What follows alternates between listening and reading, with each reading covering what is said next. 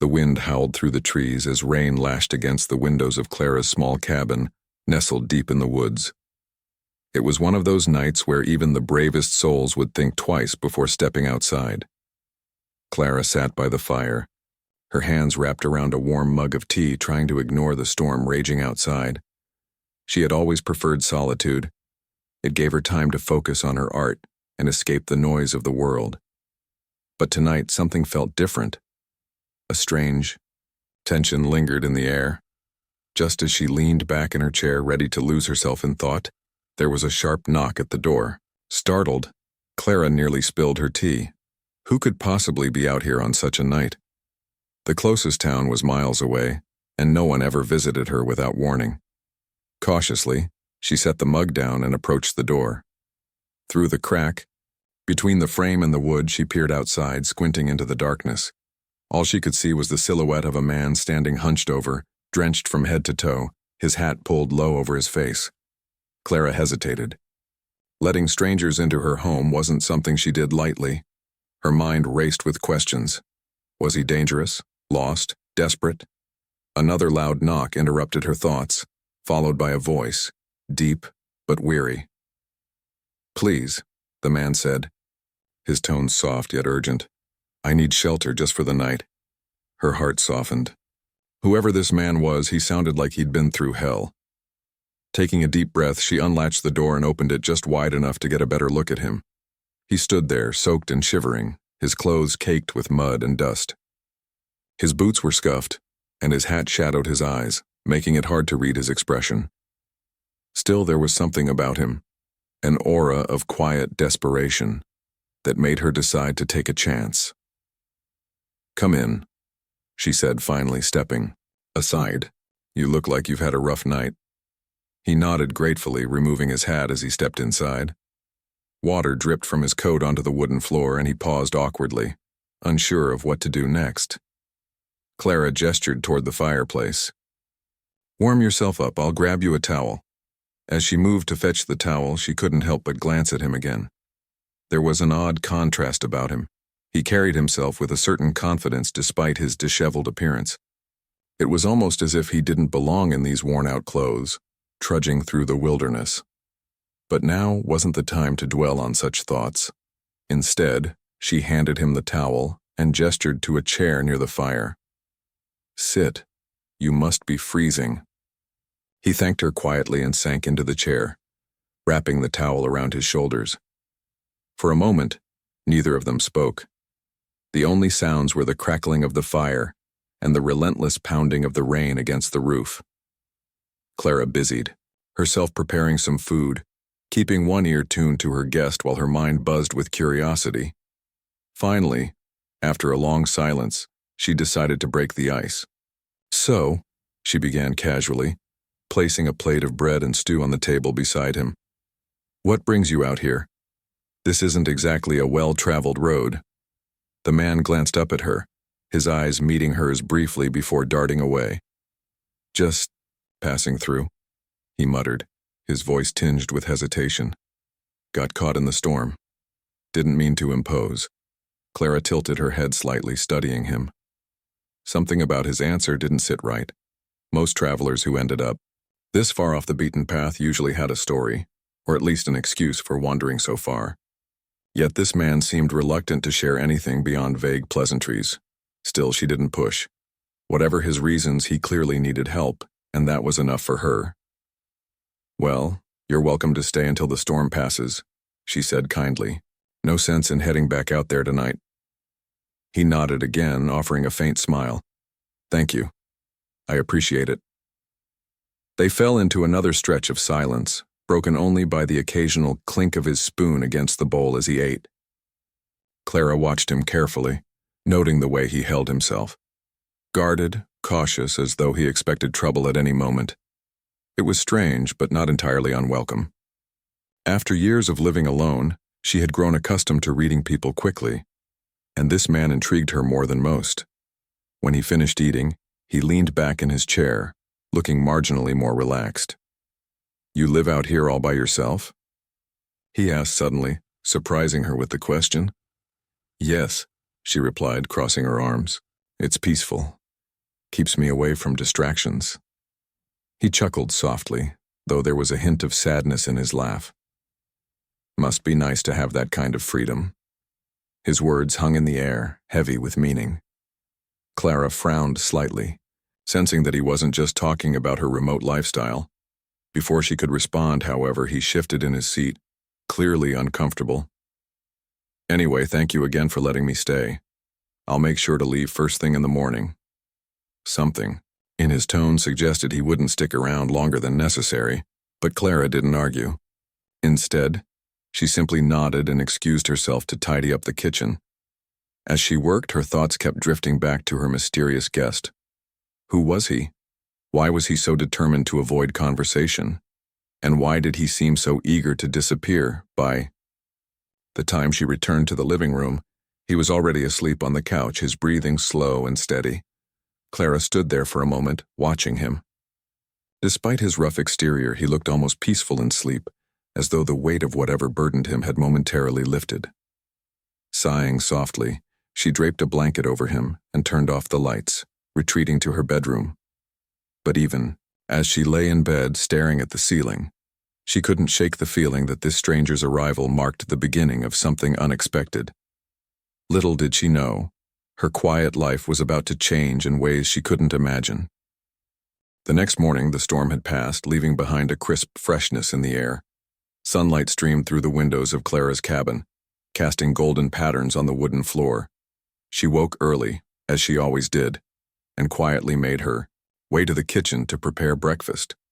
The mysterious man, Jack, as he'd introduced himself last night, was still asleep on the couch, his chest rising and falling steadily beneath the blanket she'd draped over him. Clara glanced at him, occasionally as she worked, her curiosity simmering just beneath the surface. There was something undeniably intriguing about him. His presence felt out of place in her quiet, secluded world, yet there was also an odd familiarity to it, as if their paths crossing wasn't entirely by chance. She decided that today would be the day she tried to learn more about him, not in a prying way but gently, conversationally. When Jack finally stirred, blinking sleepily as he sat up, Clara greeted him with a warm smile. "Good morning," she said, setting a plate of scrambled eggs and toast on the table. "I figured you might be hungry after last night." He rubbed his eyes, looking slightly disoriented before his gaze landed on the food. A grateful expression crossed his face. "You didn't have to do this," he murmured, sitting down at the table. "But thank you. I really appreciate it." As they ate together, Clara seized the opportunity to ask questions, keeping her tone light and casual. "So, Jack," she began, leaning back in her chair, "you mentioned you were just passing through last night. Where exactly are you headed?" Jack paused mid-bite, his fork hovering above his plate. For a moment, he seemed unsure how to respond. Then with a shrug, he replied, "Nowhere specific. Just moving on, I guess."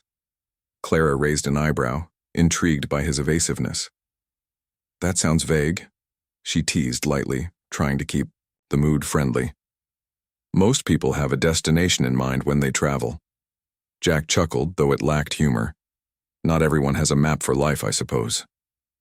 His words struck a chord with Clara. She knew all too well what it meant, to feel lost, to wander without direction. Perhaps that was why she let his cryptic answers slide, for now. Instead, she changed the subject, steering the conversation toward safer territory. "What kind of work do you do? Or did you do, wherever you came from?" This time, Jack's hesitation was more pronounced. He stared at his plate for a long moment before answering. "I used to run a business," he said slowly, choosing his words carefully. "But things got complicated. Too many people wanting something from me, you know? So I left." Clara nodded thoughtfully. His explanation was vague, but it resonated with her own experiences of feeling suffocated by expectations. Still, there was something about the way he spoke, as if he were holding back, that made her wonder what he wasn't saying. "What kind of business?" She pressed gently, not wanting to seem nosy but unable to resist the urge to dig deeper. Jack hesitated again, his jaw tightening ever so slightly. Real estate, he admitted after a pause. It paid well, but it wasn't worth the headaches. Something about his tone caught Clara's attention. It wasn't just weariness, it was regret. Whatever had driven him away from his old life clearly weighed heavily on him. Sensing that he wasn't ready to elaborate further, she let the topic drop. Shifting gears once more. "Well, I can understand wanting to escape," she said with a small laugh. "Sometimes I feel like living out here is my own little rebellion against the chaos of the world." Jack looked at her then, his eyes meeting hers with an intensity that took her aback. "You're lucky," he said softly. "Not everyone gets the chance to walk away from their problems." His words lingered in the air, heavy with unspoken meaning. Clara found herself studying him more closely, searching for clues in his expression. There was pain there, buried beneath layers of caution and resolve. It made her want to know him better, to understand what had brought him to her doorstep. After breakfast, Jack insisted on helping clean up, despite Clara's protests. As they worked side by side, washing dishes and tidying the kitchen, their conversation flowed more naturally. They talked about books, music, and art, topics that allowed Jack to relax without revealing too much of himself. Clara noticed how animated he became when discussing his favorite novels, his voice softening as he described characters who reminded him of people he'd known. But even as they bonded, Clara couldn't shake the nagging feeling that there was more to Jack than met the eye. When he excused himself to step outside for some fresh air, she waited until he was gone before slipping into the living room. Her conscience tugged at her. She knew snooping was wrong, but her instincts told her that something important was hidden beneath Jack's guarded exterior. Her eyes scanned the room until they landed on his coat, still damp from the previous night's rain. Carefully, she reached into the pockets, pulling out a crumpled piece of paper. Unfolding it, she froze. It was a newspaper clipping, yellowed with age, featuring a photograph of a man who bore a striking resemblance to Jack. The headline read, "Missing Millionaire Vanishes Without a Trace." Clara's heart raced as she read the article. According to the report, Evan Hartley, a wealthy real estate tycoon, had disappeared under mysterious circumstances months ago. Rumors swirled about foul play, financial scandals, and even faked deaths. But what shocked Clara most was the photo accompanying the story. The man staring back at her was unmistakably Jack. For a moment, she stood frozen, torn between disbelief and intrigue. Was this why he'd come here? To hide? And if so, from whom or what was he running? Before she could process her thoughts, the sound of footsteps approaching snapped her back to reality. Quickly, she refolded the clipping and stuffed it back into his pocket, her pulse hammering in her ears. When Jack re-entered the cabin, he seemed oblivious to her inner turmoil, smiling gratefully as he thanked her once more for her hospitality. Clara forced a smile in return, her mind racing. Should she confront him, pretend she hadn't seen the article, or simply wait and see where this strange encounter led? One thing was certain.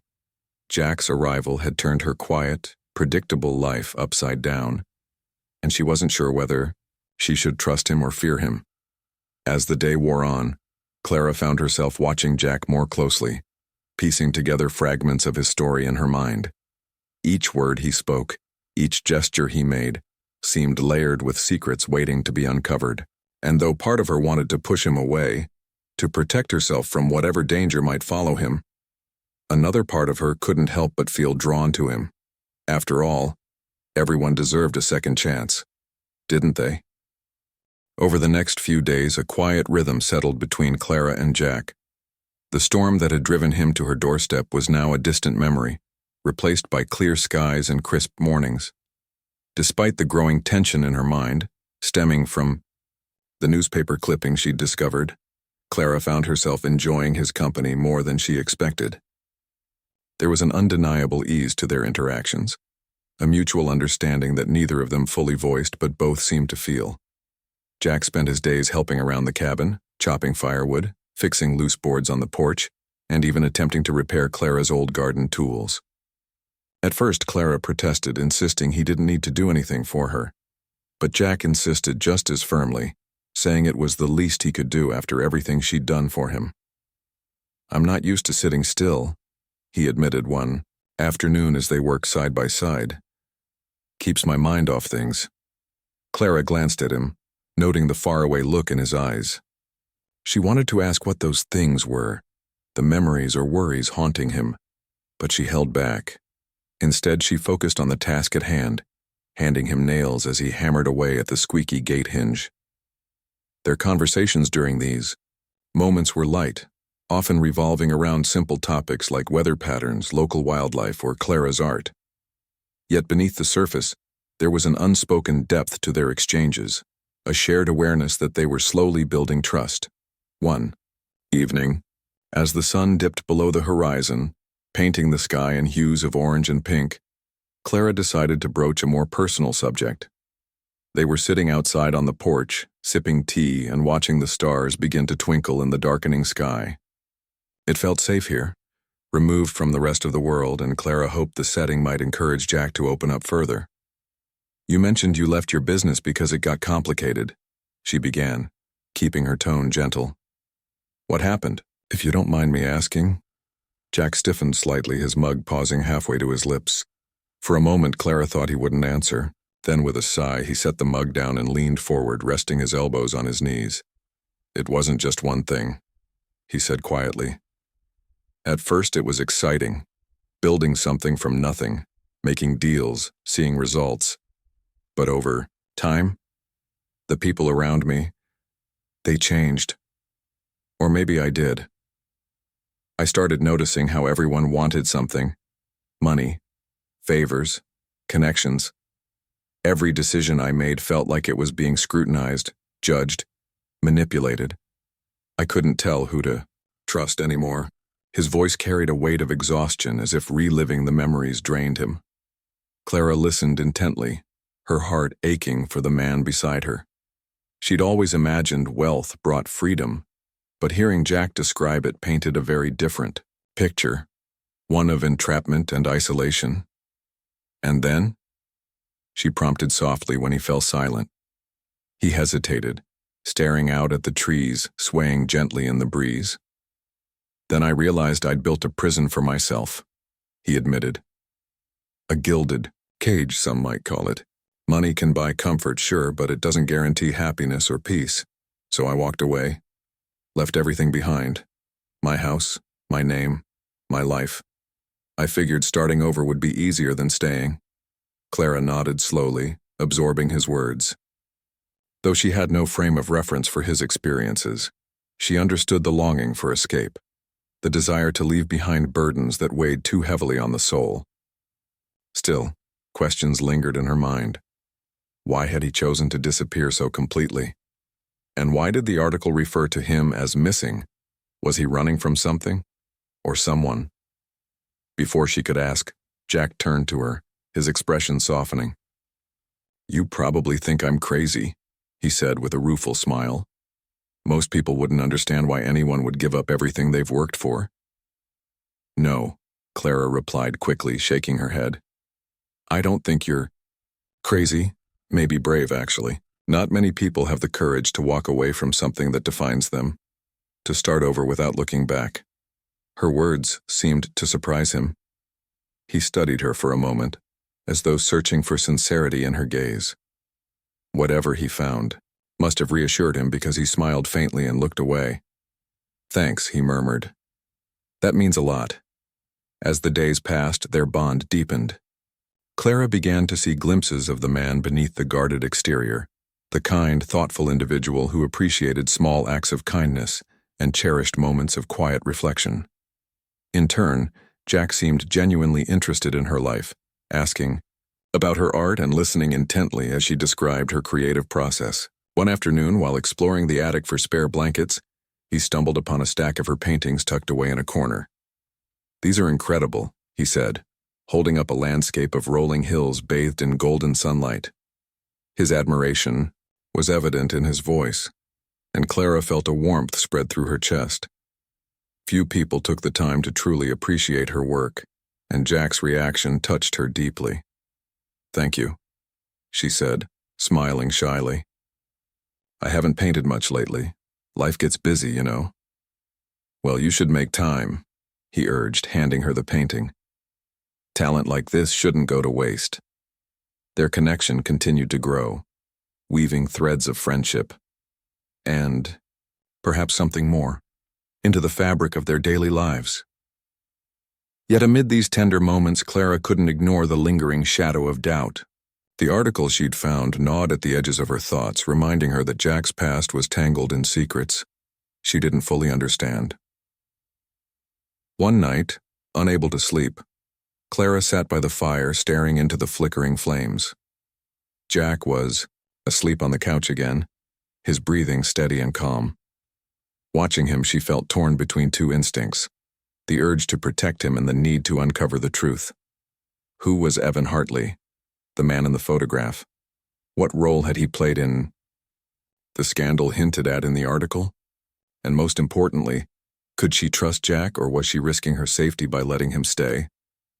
Her internal debate was interrupted when Jack stirred, waking suddenly as if startled from a dream. He blinked groggily, his eyes adjusting to the dim light before landing on Clara. "You okay?" he asked, his voice thick with sleep.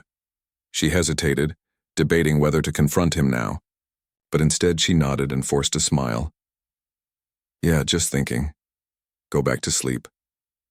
He watched her for a moment longer, his brow furrowing slightly before lying back down. Clara remained by the fire, lost in thought. She knew she couldn't keep avoiding the truth forever. Eventually, she would have to decide where her loyalties lay, with the stranger who had wandered into her life or with the world that seemed determined to find him. For now, though, she chose to let the moment pass. Tomorrow would bring new challenges, new revelations. Until then, she allowed herself to sit in the quiet, finding solace in the crackling fire and the comforting presence of the man sleeping under her roof. Whatever storms lay ahead, she sensed that their fates were intertwined and that neither of them would emerge unchanged. The calm that had settled over Clara's cabin was shattered one crisp morning when she noticed something unusual. As she stepped outside to gather firewood, her eyes caught sight of tire tracks in the muddy path leading toward her property. At first, she dismissed them. Perhaps a hunter or a lost traveler had passed through. But as she ventured further, she spotted unfamiliar vehicles parked along the edge of the woods.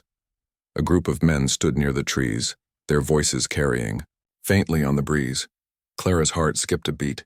She crouched behind a cluster of bushes, straining to hear their conversation. One man held a photograph, pointing at it animatedly while another adjusted binoculars, scanning the area. Though she couldn't make out every word, fragments reached her ears. Evan Hartley, last seen, and reward. Her stomach churned. These men weren't ordinary visitors. They were searching for Jack. Panicked, Clara hurried back inside. Jack was seated at the table, absently flipping through an old magazine he'd found on the shelf. He looked up as she burst through the door, his eyes widening at her expression. "What's wrong?" he asked immediately, standing. "There. Are people outside?" she blurted, closing the door firmly behind her. "They're looking for you." Jack froze, his face paling. For a moment, neither of them spoke. Then, with deliberate calm, he moved to the window, peeking through the curtains. His jaw tightened as he confirmed what Clara had told him. "Bounty hunters," he muttered under his breath. "I thought I'd lost them." Clara stared at him, her mind racing. "You knew they'd come after you?"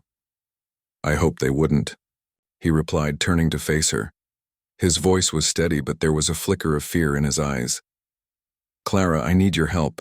If they find me here, they'll drag me back to a life I can't escape from again." Her chest tightened. Part of her wanted to tell him to leave, to protect herself from whatever danger loomed outside. But another part, the part that had grown fond of him over the past days, couldn't abandon him. Not now. Not when he trusted her enough to reveal his vulnerability. "What do we do?" she asked finally, her resolve hardening. Jack hesitated, then nodded toward the back door. "We run into the woods. There's a cave not far from here where I hid some supplies when I first arrived. We can stay there until they move on." Clara didn't hesitate this time. Grabbing a backpack, she stuffed it with essentials: food, water, matches, and blankets. Jack did the same, moving quickly but methodically. Within minutes, they were ready. They slipped out the back door, careful to avoid detection, and plunged into the dense forest. The journey was grueling. The ground was uneven, littered with roots and rocks, and the air grew colder as they climbed higher into the hills. Clara struggled to keep up, her breath coming in short gasps, but Jack stayed close, offering encouragement whenever she faltered. "Just a little farther," he assured her, guiding her around obstacles and helping her navigate treacherous terrain. Finally, after what felt like hours, they reached the cave Jack had mentioned. It was small but dry, sheltered by overhanging branches and partially hidden by thick foliage. Inside, Jack uncovered a stash of supplies: a tarp, a flashlight, and a few canned goods. He spread the tarp on the ground, creating a makeshift bed, and handed Clara a bottle of water. "Thank you," he said quietly, sitting beside her, "for trusting me, for coming with me." Clara nodded, though her mind was still reeling. "Why are they so desperate to find you?" she asked, unable to hold back any longer. "What exactly are you running from?" Jack exhaled heavily, rubbing his temples. He seemed to wrestle with himself before speaking. "It's not just about money anymore," he admitted. "When I left, I uncovered things: corruption, deals made in secret, people hurt because of greed. I tried to expose it, but instead of stopping them, I became the target. They framed me for crimes I didn't commit, painted me as someone who betrayed everyone around me. That's why I disappeared, to survive." Clara listened intently, her heart pounding. She had suspected he was involved in something dangerous, but hearing the full scope of his situation left her stunned. "And the article?" she pressed gently. "About the missing millionaire?" He nodded grimly. "That's me, Evan Hartley, or at least, that's who I used to be. I've been trying to leave that identity behind, to start fresh, but it seems no matter how far I go, my past follows me." A heavy silence fell between them. Clara stared at the ground, processing everything he'd said. Despite the risks, she couldn't bring herself to regret helping him. There was honesty in his words, pain in his eyes that convinced her he wasn't lying. Whatever mistakes he might have made, he didn't deserve to be hunted like this. "We'll figure this out," she said finally, placing a hand on his arm. "Together." Jack looked at her, gratitude shining in his gaze. "You don't know how much that means to me." As night fell, they settled into the cave, taking turns keeping watch. Outside, the wind howled through the trees, echoing the tension that lingered between them. Clara lay awake for a long time, staring at the stars visible through the opening of the cave. Her thoughts swirled with uncertainty. What would happen if the bounty hunters found them? Could Jack truly outrun his past forever? Yet even amidst the fear, there was a strange sense of clarity. Clara realized that meeting Jack had changed her in ways she hadn't anticipated. Before he came into her life, she had been content with solitude, content to let the world pass her by. But now, she felt alive in a way she hadn't in years, challenged. Yes, but also inspired. Whether they succeeded or failed, she knew one thing for certain: she wouldn't turn her back on him now. The next morning, they emerged cautiously from the cave, scanning the area for signs of pursuit. To their relief, the bounty hunters appeared to have moved on, their vehicles gone from the path below. Still, Clara and Jack remained vigilant, knowing the danger wasn't entirely over. As they made their way back to the cabin, Jack stopped, suddenly turning to Clara with a determined look. "I need to clear my name," he said firmly. "Not just for me, for everyone who's been hurt because of what happened. But I can't do it alone." Clara met his gaze, her own resolve strengthening. "Then I'll help you," she replied without hesitation. "Whatever it takes." In that moment, something shifted between them. Their shared ordeal had forged a bond deeper than either of them could have imagined. No longer were they simply two strangers brought together by chance. They were partners. united by a common purpose.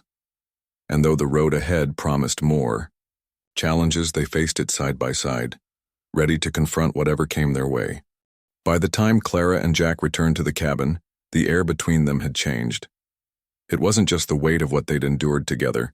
It was the unspoken promise that they were in this fight as a team. The days of secrecy and uncertainty were over. Now it was time for action. As they stepped inside, Clara turned to Jack, her expression resolute. "Tell me everything," she said, her voice steady but firm. "No more holding back. If we're going to clear your name, I need to know the full story." Jack hesitated, his eyes searching hers. For a moment, he looked like a man standing on the edge of a cliff, debating whether to jump. Then, with a deep breath, he nodded. "You deserve to know the truth," he admitted. "All of it." They sat down at the table, and Jack began to speak. His words came slowly at first, as if each sentence carried a burden too heavy to bear. But as he continued, the story poured out of him. Raw, honest, and painful.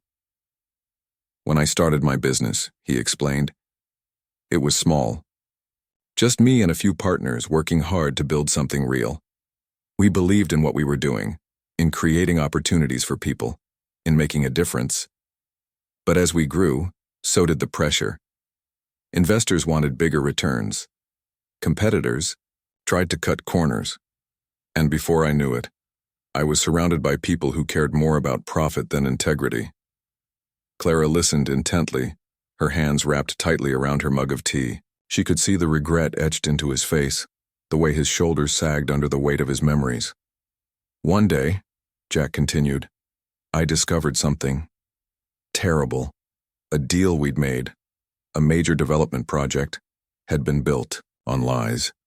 People had been forced off their land, promised compensation that never came. Families lost everything. When I confronted my partners, they brushed it off. Collateral damage, they called it. They even threatened me when I pushed back, warning me that if I spoke up, I'd lose everything, including my life, his." Voice cracked, and he paused, staring down at the table. Clara reached out, placing a hand over his. "You did the right thing," she said softly, "even if it cost you." He gave her a weak smile, though his eyes remained haunted. "Maybe. But doing the right thing didn't stop the fallout. I tried to gather evidence, documents, recordings, anything that could prove what happened. But someone found out. That's when the accusations started. Fraud, embezzlement, tax evasion, all fabricated charges designed to destroy me. By the time I realized what was happening, it was too late. My reputation was ruined, my accounts frozen, everyone thought I was guilty." "And that's why you disappeared," Clara concluded, piecing it all together. Jack nodded. "I had no choice. Staying meant prison, or worse. So I ran, changed my name, cut ties with everyone I knew. I thought if I stayed hidden long enough, maybe the truth would come out on its own. But instead, they kept hunting me. Every move I made, every place I went, they were always one step behind." Clara leaned back in her chair, absorbing the enormity of what he'd told her. It was a lot to process, the betrayal, the injustice, the sheer scale of corruption, but it only strengthened her resolve to help him. "We need to expose them," she said firmly. "Get the evidence into the hands of someone who can make a difference." Jack frowned, shaking his head. "It's not that simple. Whoever I trust with this information has to be untouchable. Someone powerful enough to stand up to the people involved. Otherwise, they'll silence them too." Clara thought for a moment, her mind racing. Then an idea struck her. "What about a journalist?" she suggested. "Someone independent with a strong reputation. Someone who won't back down, no matter how much pressure they face." Jack considered it, his brow furrowed. "There is someone," he admitted after a pause. "A reporter named Sarah Klein. She's covered corporate scandals before and she's fearless, but getting in touch with her, it's risky. They'll be watching her, just like they've been watching me." "We'll find a way," Clara insisted. "If we're careful, we can get the information to her without tipping them off." For the next several days, they worked tirelessly, planning every detail. Jack retrieved the evidence he'd hidden, a USB drive containing incriminating documents and audio files, while Clara used her artistic skills to forge new identification papers for him. Together, they crafted a plan to send the information anonymously to Sarah Klein, using a secure Dropbox in a nearby town. The night before they intended to act, tensions ran high. Neither of them slept well, their minds consumed with worry about what might go wrong. But when morning came, they set out early, determined to see it through. The journey to town was nerve-wracking. Clara drove cautiously, keeping an eye out for any sign of pursuit. Jack sat beside her, clutching the USB drive, like it was a lifeline. When they finally arrived, they parked several blocks away from the Dropbox location and approached on foot, blending into the crowd as best they could. As Jack slipped the envelope containing the evidence into the Dropbox, Clara noticed a figure lingering nearby, a man in a dark coat casually scrolling through his phone. Her heart raced. Was he watching them? She tugged on Jack's sleeve, urging him to hurry. Once they were safely back in the car, Clara exhaled sharply, her hands trembling on the steering wheel. "Do you think they saw us?" she asked, glancing in the rearview mirror. "I don't know," Jack replied, his voice tight with anxiety. "But either way, it's done. All we can do now is wait." Back at the cabin, they spent the following days in tense anticipation. News outlets became their constant companions, each report scrutinized for any mention of Sarah Klein or the scandal. Finally, on the 5th day, it happened. A breaking news alert flashed across the screen. Corporate scandal exposed, prominent. Real estate firm under investigation. Clara and Jack stared at the television, hardly daring to believe it. The article detailed the allegations against Jack's former company, citing anonymous sources and leaked documents as evidence. Names were named, connections revealed, and public outrage began to swell. "It worked," Clara whispered, turning to Jack with wide eyes. "You did it." Jack sank onto the couch, overwhelmed by a mix of relief and disbelief. "Not yet," he corrected her. "This is just the beginning. There will be trials, investigations. It's going to take time." "But you're free," Clara insisted. "You've cleared your name." For the first time in months, maybe years, Jack allowed himself to smile. It was tentative, fragile, but genuine. "Thanks to you," he said, his voice thick with emotion. "I couldn't have done this without you." Clara shook her head, brushing off the compliment. "You deserved a second chance. You earned it." As the days turned into weeks, the fallout from the scandal dominated headlines. Jack's former partners were arrested, their schemes laid bare for the world to see.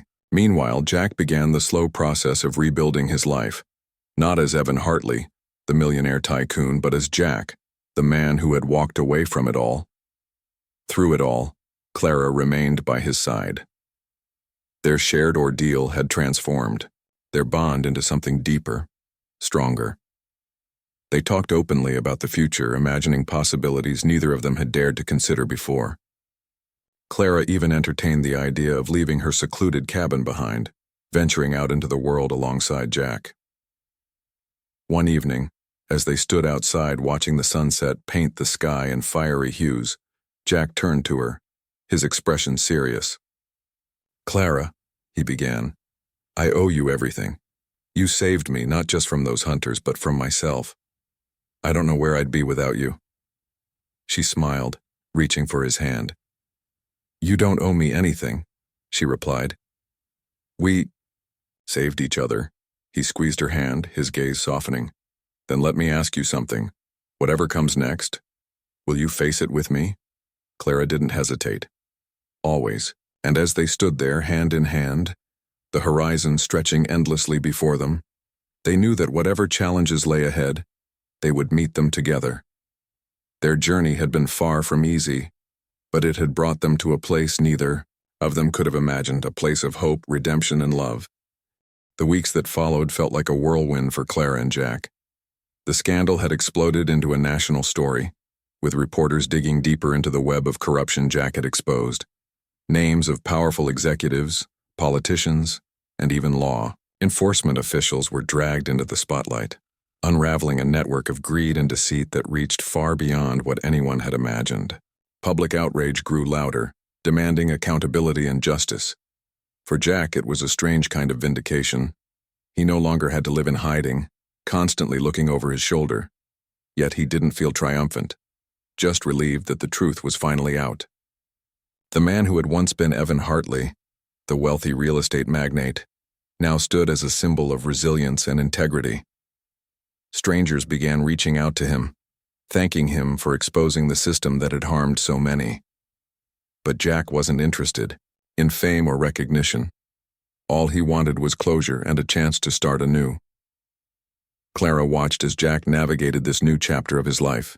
She saw how much he struggled with guilt, knowing that despite his efforts, some people would never recover from the damage caused by his former company. Families who had lost their homes, livelihoods destroyed, it weighed heavily on him. One evening, as they sat together by the fire, she gently broached the subject. "You can't carry all of this on your shoulders," she said softly, placing a comforting hand on his arm. "You did everything you could to stop them.